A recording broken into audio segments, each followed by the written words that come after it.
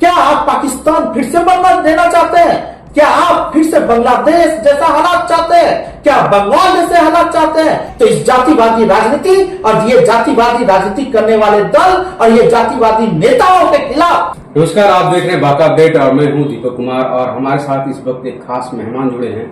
इनसे जानते हैं इनके बारे में कि हिंदुत्व से कैसे जुड़े और क्या कारण रहा हिंदुत्व में आने का। पहले आप अपना सबसे पहले परिचय दें। मनीष कुमार नाम हुआ हमारा और पेशा से अधिवक्ता हूँ। हिंदुत्व से आप कैसे जुड़े, क्या कारण रहा होगा? इसके लिए जब जेएनयू में मैं पढ़ने के लिए गया तो जेएनयू में नामांकन होने के बाद जब वहां गया तो वहां की जो स्थिति हमने देखी वो पूरा का पूरा हिंदू विरोधी और देश विरोधी मानसिकता के लोग वहां भरे पड़े थे। कई सारे घटनाएं वहां घटी, चाहे वो दुर्गा पूजा शुरू करने की हो तो दुर्गा पूजा को मनाने से वहां रोकने के का बहुत बड़ा प्रयास किया गया उस वक्त। उसके लिए वहां पर दुर्गा पूजा हम लोगों को करने नहीं दी जा रही थी तो मारपीट हुई। उसके बाद जाकर के बहुत बड़ा आंदोलन के बाद दुर्गा पूजा वो वहां शुरू हुई। वहां पर सरेआम हमने देखा कि जिस प्रकार से हिंदुओं को टारगेट किया जा रहा था, जिस प्रकार से हिंदुओं का दमन किया जा रहा था, झूठ सच बोला जा रहा था और तरह तरह से षड्यंत्र रचा जा रहा था, उससे वहां मुझे काफी तकलीफ हुआ। तब हमने ये ठाना उस समय कि ना ये विचारधारा जो वामपंथी विचारधारा अगर जो जेएनयू में है ये अगर बढ़ती चली गई तो ये निश्चित से ये हिंदुत्व के लिए सिर्फ खतरा नहीं है, ये बल्कि ये राष्ट्र के लिए भी खतरा है। इसलिए उस समय हमारा हृदय थोड़ा सा ये हुआ कि नहीं, अब कम से कम राष्ट्र और अपने समाज के लिए, हिंदू समाज के लिए थोड़ा अपने आप को समय देना होगा। और उस समय फिर मैंने जेएनयू में आरएसएस की शाखा जो है वो, मैं पहले से स्वयंसेवक था बचपन से, तो उस समय फिर मैंने वहां पर एक जेएनयू में शाखा शुरू की, सुबह शाखा शुरुआत किया, मुख्य शिक्षक बना वहां का। तो माननीय भागवत जी हमारी शाखा पर भी आए। हमारी शाखा पर फिर माननीय स्वर्गीय अशोक सिंघल जी का कार्यक्रम हुआ, गुरु दक्षिणा कार्यक्रम। तो कई सारे बड़े बड़े कार्यक्रम भी हुए वहां पर। तो उस समय ही लोगों ने मुझे, मेरे हिंदुत्व के कार्य को देखते हुए जेएनयू में लोगों ने मुझे सच्चा हिंदू, मनीष द हिंदू, इस तरीके के दो उपाधि उन लोगों ने वहां पर हमें दिया। फिर धीरे धीरे फिर जब जेएनयू से यहाँ आया मैं पढ़ाई करके, फिर लॉ करने लगा, तो उसके बाद भी फिर यहाँ धीरे से अपना हिंदुत्व के लिए कार्य करता गया। बाद में फिर मैं बजरंग दल का जिला संयोजक, मुझे संघ ने भेजा बजरंग दल का जिला संयोजक बना के। फिर उसके बाद विश्व हिंदू परिषद का जिला मंत्री बना। तो लगातार फिर हिंदुत्व के लिए कार्य करते करते इस यहाँ तक, इस मुकाम तक। दूसरा सवाल आपसे ये रहेगा, हिंदुत्व के एजेंडे में भारत संविधान के मूल सिद्धांत धर्मनिरपेक्ष और समानता की भूमिका को आप किस दृष्टि से देखते हैं? देखिए, भारतीय संविधान में धर्मनिरपेक्षता जो है, धर्मनिरपेक्ष शब्द वो मूल संविधान में नहीं, धर्मनिरपेक्ष शब्द बाद में जुड़ा है। यह देश एक हिंदू राष्ट्र के रूप में बना था। भारत, अखंड भारत जिसकी हम बात करते हैं, अखंड भारत का एक विभाजन सन 1947 में हुआ था और उस समय मुस्लिम समाज को एक अलग राष्ट्र दिया, अलग जगह भूमि दी गई और यह भूमि, यह देश हिंदुओं को दिया गया था। तो जब हिंदुओं को यह देश दिया गया तो यह तो हिंदू राष्ट्र हुआ ना। फिर इसमें सेकुलर शब्द की और धर्मनिरपेक्षता का बात ही कहां से आ जाती है? आप आज एक बात बताओ, आज आपके और आपके भाई में बंटवारा हो जाए, आपका भाई बंटवारा लेकर के अपना हिस्सा चला जाता है और फिर वो आ जाए कि नहीं अब फिर हमको आपके हिस्सा में से हिस्सा चाहिए, तो आप दोगे? यही तो हो रहा है। एक बार बंटवारा में मुस्लिम समाज ने अपना भूभाग ले लिया और अब फिर से इस देश में वो सेकुलर और धर्मनिरपेक्ष और ये सब करते हुए वो हमारे देश में हिस्सा मांग रहे हैं। ऐसा नहीं होगा। यह देश हिंदुओं का है और यह देश हिंदू राष्ट्र बनेगा। यह सेकुलर और धर्मनिरपेक्ष ये यहाँ का बात है ही नहीं तो 1947 का बंटवारा बेईमान हो जाएगा। तो आप हिंदुओं के लिए क्या करना चाहते हैं, कैसे क्या करेंगे आगे, क्या एजेंडा है आपकी? देखिए, हिंदुओं को संगठित करने की आवश्यकता है। तो हिंदुओं को संगठित करने के लिए कई प्रकार के कार्य हमारे किए जा रहे हैं। जैसे सबसे बड़ी बात होती है कि हिंदुओं के अंदर जो कुरीतियां छुपी हुई है, जैसे छुआछूत, जातिवाद, तो पहले इनको दूर करने का प्रयास किया जा रहा है। कुछ आंतरिक है, कुछ बाह्य है, बाहरी। जी। तो बाह्य जितनी भी घटनाएं हैं, जैसे धर्मांतरण का मुख्य सबसे बड़ा जो कि हिंदुओं को चोट पहुंचा रहा है, तो इन सबको रोकने के लिए दोनों स्तरों पर, एक आंतरिक स्तर पर और एक बाह्य स्तर पर, दोनों स्तरों पर हमारे काम चल रहे हैं।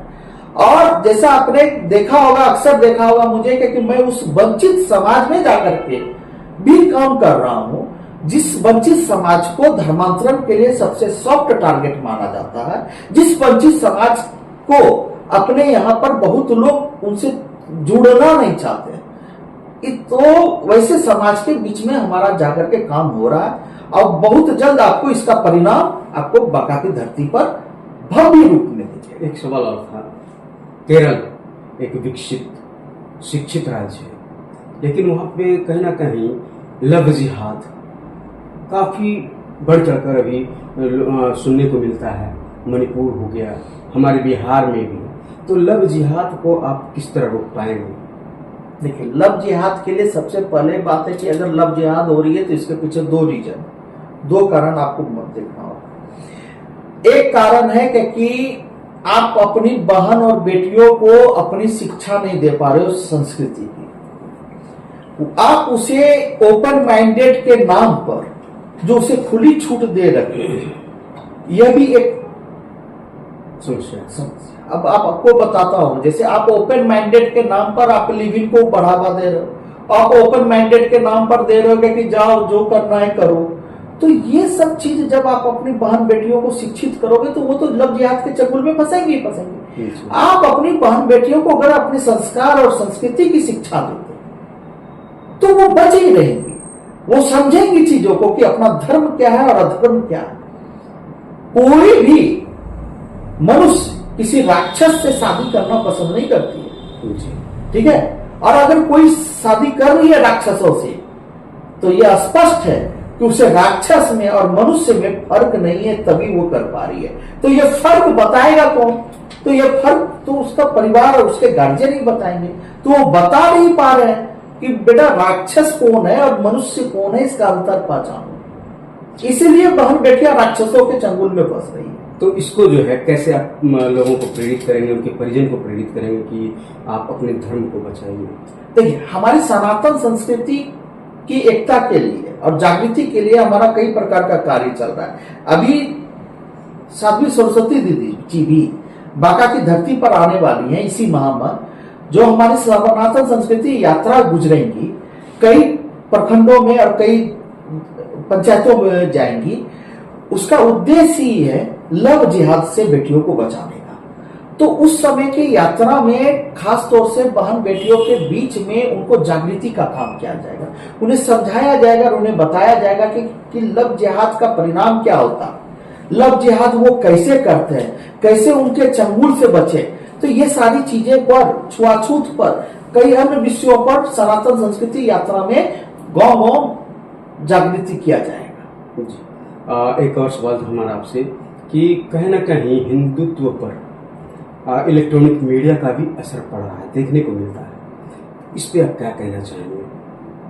देखिए, इलेक्ट्रॉनिक मीडिया ने वाकई अगर आप कहें तो कुछ चीजों को और हिंदुत्व के सनातन संस्कृति पर काफी चोट पहुंचाया। अब जैसे आप भारतीय मीडिया में आप ठीक है, न्यूज चैनल देखते देखते आप देखे होंगे कुछ ऐसे प्रचार आ जाते हैं, एडवर्टीजमेंट आ जाते हैं, ठीक है, कुछ ऐसे एडवर्टीजमेंट आ रहे हैं जो कि वो हमारी संस्कृति के खिलाफ में। ऐसे अब आप बताओ कि गुटखा का प्रचार आ रहा है, तो गुटखा का प्रचार आ रहा है कि समाचार चैनल पे गुटखा का प्रचार दिखाया जा रहा है। समाचार चैनल पे आप वो जो बहस हो रही है आजकल, उस बहस के नाम पर जिस प्रकार से इश्यूज को, किसी मुद्दे पर आपस में डिबेट कराया जा रहा है, मार कराया जा रहा है, तो इस प्रकार से ये हमारी संस्कृति नहीं है। और इलेक्ट्रॉनिक मीडिया पथभ्रष्ट कर रही है हमारे समाज को एक नहीं होने देने में भी मीडिया का कहीं ना कहीं थोड़ा बहुत रोल है। जी। जिस दिशा में मीडिया को होना चाहिए, मीडिया उस दिशा में नहीं जा रही। मीडिया कभी भी जातिवाद के खिलाफ में आवाज नहीं उठा रही। मीडिया हर समय आप देखे होंगे, कहीं भी चुनाव होता है तो चुनाव में मीडिया कर्मी सबसे पहले यह बताते हैं कि देखिए इस राज्य में इस जाति की संख्या इतनी है, इस जाति की संख्या इतनी है, इस जाति की संख्या इतनी है, यहाँ इसका वोट परसेंट इतना है। वो जात हिंदुओं को किसी न किसी हिंदुओं की जाति को किसी न किसी पॉलिटिकल पार्टी से जोड़ देती है। एक बार बताओ मुझे, जी। क्या सारे राजपूत भाजपा को वोट देते हैं? जी। क्या सारे यादव लालू यादव को वोट देते हैं? क्या सारे पासवान रामविलास पासवान, चिराग पासवान को वोट देते हैं? जी। तो अब मीडिया कर्मी कैसे बता रहा है कि यहाँ पर इतनी पासवान की संख्या है तो ये चिराग पासवान का वोटर है, या यहाँ इतने क्षत्रिय है तो इसका वोटर है, यहाँ इतने ब्राह्मण है तो इसका वोटर है? आप वहां स्टूडियो में बैठ करके ये जो जातिवाद का खेल खेल रहे हो, क्या इससे हिंदुओं को चोट नहीं पहुंच रही है? जी। माननीय प्रधानमंत्री मोदी जी को अगर देश भर में अगर पोल मिलता है वोट, तो सभी जातियों से वोट मिलता है, सभी वर्णों से वोट मिलता है। माननीय मुख्यमंत्री नीतीश जी को वोट मिलता है तो सभी का वोट मिलता है। आप किसी वोट बैंक को ये कह देते हो कि ये इनका वोट बैंक, ये इनकी जाति का इसलिए इनका वोट बैंक होगा। कहां लिखा है ये चीज? तो सोशल मीडिया पे हिंदुओं को कैसे बढ़ावा दिया जाए, लोगों को आप इसके प्रति कैसे जागरूक करेंगे? सोशल मीडिया के माध्यम से, सोशल मीडिया के माध्यम से जो हमारी अभी हमारे विचारों और हमारे जैसे अन्य जो लोग हैं, जो धार्मिक प्रवृत्ति के लोग हैं, जो हिंदुओं को एक करने में लगे हैं, सोशल मीडिया को एक माध्यम बना करके अपनी आवाज को जन जन तक पहुंचा रहे हैं। क्योंकि हमारी आवाज को कोई राष्ट्रीय चैनल और कोई बड़े बड़े चैनल वो नहीं चलाएगा, क्योंकि इससे उनका खेल खराब हो जाएगा। तो इसलिए सोशल मीडिया को ही हम लोग मार्फत बना करके, माध्यम बना करके एक आम जन तक अपनी सारी बातों को पहुंचा रहे हैं, जिससे जनता समझ रही है, सुन रही है और देख रही है। हिंदुत्व के अलावे आप अन्य धर्म को या अन्य जैसे मुसलमान हो, सिख हो, ईसाई हो, उसको आप किस दृष्टि से देखते हैं? मतलब एक ही नजर से देखते हैं, सभी को मैं एक ही नजर से देखता हूं, नजरिया में मेरा अंतर नहीं है। अब मैं कलाम साहब का बहुत बड़ा फैन हूं, तो कलाम साहब तो मुस्लिम थे। आप ये कैसे कर दोगे कि मैं मुस्लिम धर्म के खिलाफ नहीं हूं, मैं उस विचारों के खिलाफ में हूं जो विचार हमें काफिर कहते हैं, जो विचार यह कहता है कि सिर्फ मेरा ही अल्लाह है और कोई नहीं, जो विचार यह कहता है कि लव जिहाद करो, जो यह कहता है कि हमारा धर्म परिवर्तन करो इसका, हम उस विचार के खिलाफ में, हम किसी धर्म के खिलाफ में नहीं। हम कहां पंजाबी तो हमारे हिंदू भाई ही है, जैन को हम अपना ही भाई मानते हैं, जैन तो दूसरी जगह से आए, हमने दिया ना पना। आज कभी आप बताओ कि हिंदू और जैन में कहीं आपने सुना है कि कहीं कोई बात को लेकर के लड़ाई भी हो? कभी भी आपने नहीं सुना होगा। हिंदुओं की लड़ाई किसी से नहीं हो सकती है, विचारधाराओं की लड़ाई। बिल्कुल ये विचारधारा। और एक बात स्पष्ट कर देता हूं, जिस देश में हिंदू नहीं है वहां लड़ाई क्यों हो रही है, उस पर सवाल करो। तो बिल्कुल जिस देश में हिंदू है ही नहीं वहां मुसलमान और क्रिश्चियन में लड़ाई हो रहा है, तो इसमें हिंदू कहां से दोषी हो जाएगा? देखिए मैं उस विचारधारा के खिलाफ हूं जिन्होंने पैगंबर मोहम्मद के नवासे का सोते में कत्ल किया। मैं उस विचारधारा के खिलाफ, मैं हर उस विचारधारा के खिलाफ जो राक्षसी प्रवृत्ति की विचारधारा। मैं एक धार्मिक व्यक्ति हूं, मैं धर्म की बात करता हूं, मैं हर उस अधर्म का बात करूंगा, चाहे वो अधर्मी मेरा अपना ही क्यों ना हो, चाहे वो अधर्मी मेरे समाज का क्यों ना हो, चाहे वो अधर्मी मेरे हिंदू ही क्यों ना हो, चाहे वो अधर्मी किसी अन्य धर्म के क्यों ना हो। मैं हर उस अधर्मी के खिलाफ आवाज उठा रहा हूं। मैं किसी व्यक्ति जाति विशेष पर नहीं हूं, मैं व्यक्ति विशेष का विरोध करता हूं, एक सोच का विरोध करता हूं, उस असुरी प्रवृत्ति की सोच का विरोध करता हूं। अगर हमारे हिंदू में ही कोई हमें तोड़ने का काम कर रहा है, हमें इकट्ठा नहीं होने दे रहा है, वो हमारे खिलाफ काम कर रहा है, वो अधर्म का साथ दे रहा है, तो हम उसे कैसे अपना मान सकते हैं? रावण भी प्रकांड विद्वान थे जी, जिनके बुलावे पर भगवान शिव चले आते थे, लेकिन जब उसने अधर्म किया तो भगवान राम ने उनका वध किया। तो ये तो हमारी संस्कृति है। मैं राम का वंशज हूं, श्री राम का वंशज हूं, मैं अधर्म के खिलाफ हूं, मैं धर्म के साथ हूं। जी। और एक आपके बारे में जानने को मिला है, सुनने को मिला है कि इसके साथ ही आप राजनीतिक से भी जुड़ रहे हैं या आगामी विधानसभा के प्रत्याशी के रूप में भी जाने जा रहे हैं, तो ये कैसे मन में आया आपका?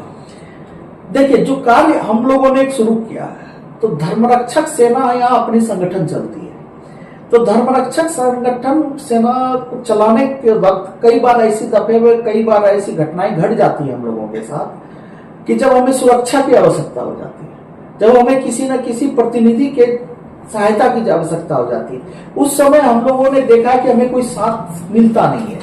जैसे हाल का ही घटनाक्रम लेते हैं, रात में जब हम गोवंश को बचाने के लिए निकलते हैं, और जब अभी हाल में ही बचाया, तो उस दिन भी अप्रिय घटना होते होते रह गई।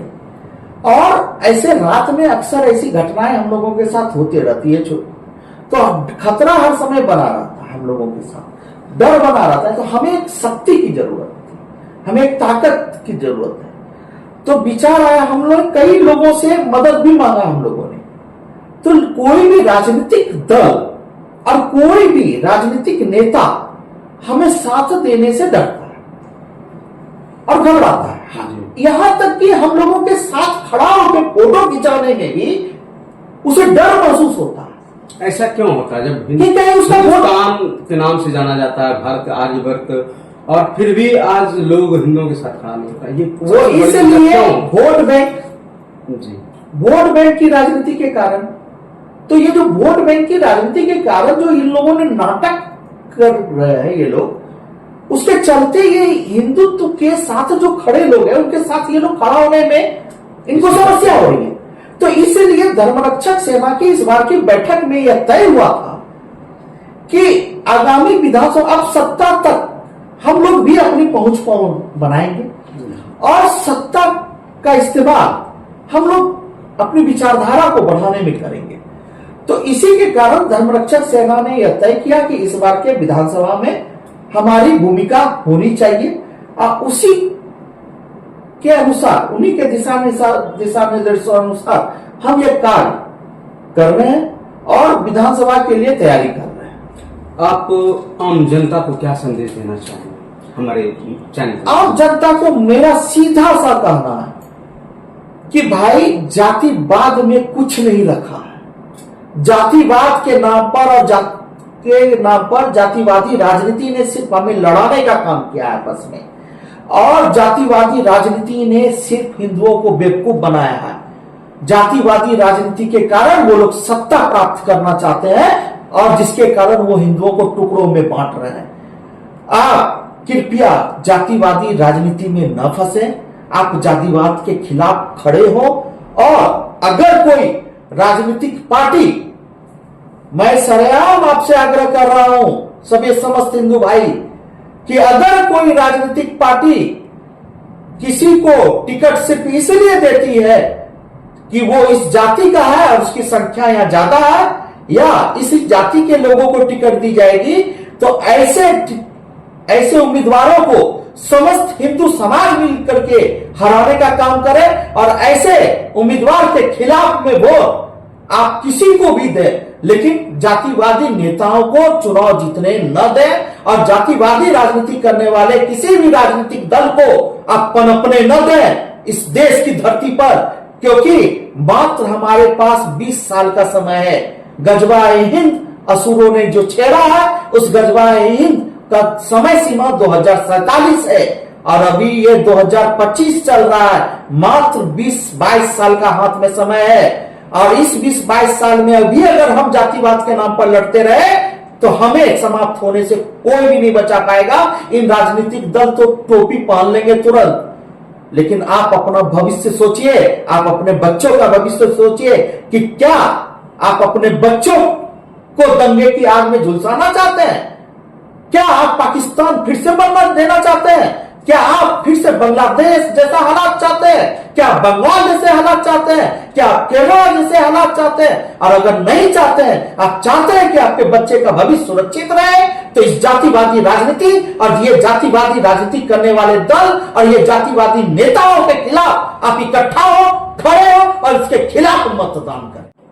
तो अभी आप सुन रहे थे धर्मरक्षक मनीष जी को, और इन्होंने धर्म को बचाने के लिए कई ऐसे बात बताए जो आने वाले भविष्य के लिए हमारे लिए महत्वपूर्ण है। और इनसे जुड़िए और इनके साथ रहिए और इनका हमेशा सपोर्ट कीजिए, क्योंकि हमारा धर्म ही हमारा पहचान है।